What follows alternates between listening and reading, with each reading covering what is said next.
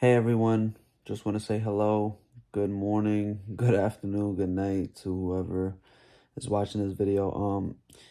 Seen a lot of videos about Uber Eats and its new pay rate. Um, and like they changed the entire platform, and I know a lot of you are very upset with the payout. They lowered it from 29.96 I think to 17.63, something like that. Um, yeah, it's been a blow, a huge blow. Um, so since they dropped the pay rate per hour, they also dropped the delivery fees that are being paid out for every order. Like now you would see orders that are like $6, they're cut in half to three. Orders that are $14 are cut to seven, eight. So, it's kind of tough to rack it up. Um, but there are tips and tricks that I can tell you personally what to do from my experience. I've been doing Uber Eats full time because I'm in between jobs.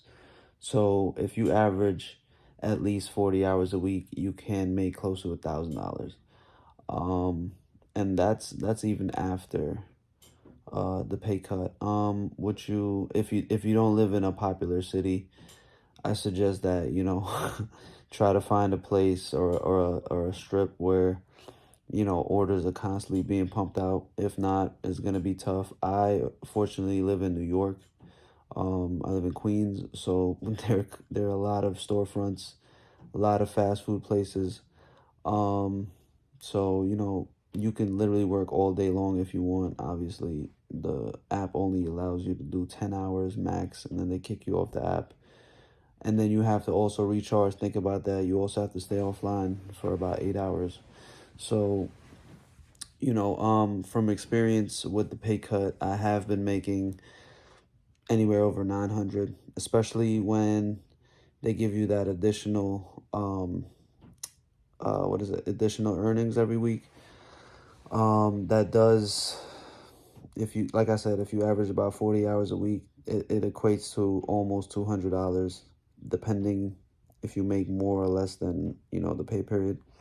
Also, check your planner. I suggest that if you know you're going to be on the road between a certain time, like let's say, for example, I hit the road around 6, I finish my route around 4, and I usually take my break around 11, 12 o'clock at night.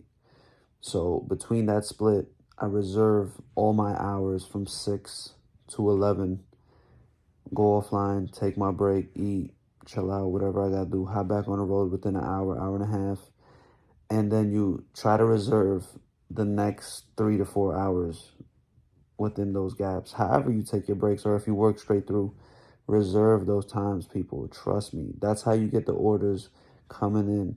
You want to keep getting those orders after you finish 2 drop-offs or even 1 drop-off. You don't want to be sitting stagnant.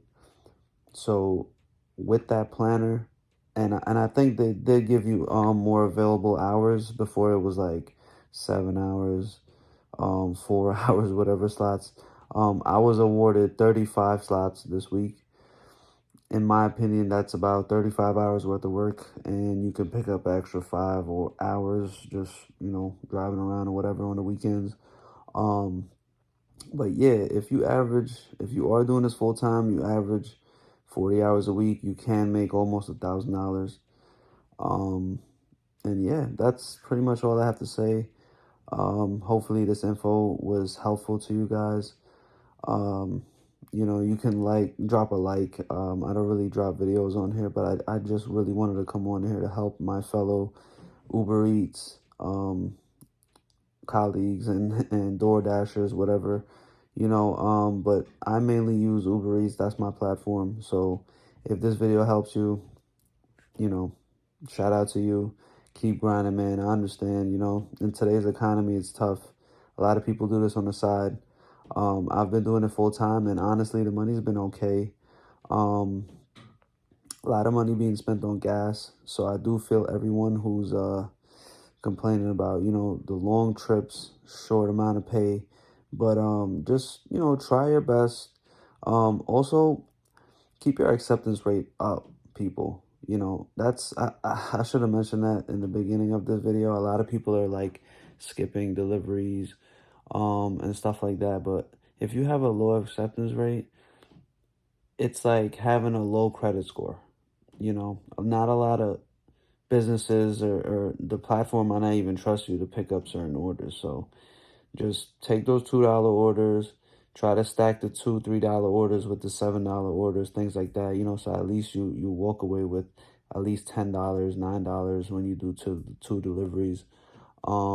That's the best advice I can give people. And yeah, just try your best to keep your acceptance rate up. Try your best to keep your satisfaction rate up, and the money will flow. You know, it's a grind, but you know, it's a pretty straightforward job. It's kind of easy, honestly. So just try your best to grind it out, especially in the peak hours. You know, breakfast, lunch, dinner. Try to work through those hours if you can.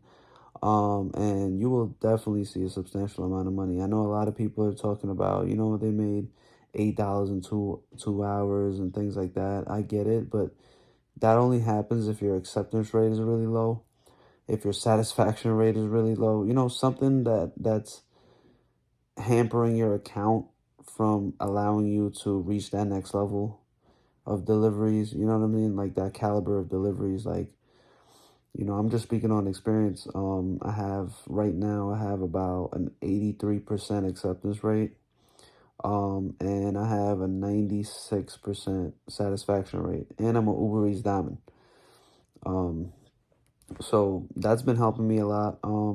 I've been picking up orders left, right. But like I said, you know, different cities, it varies. So hopefully this information helps you guys. Good luck to everyone out there.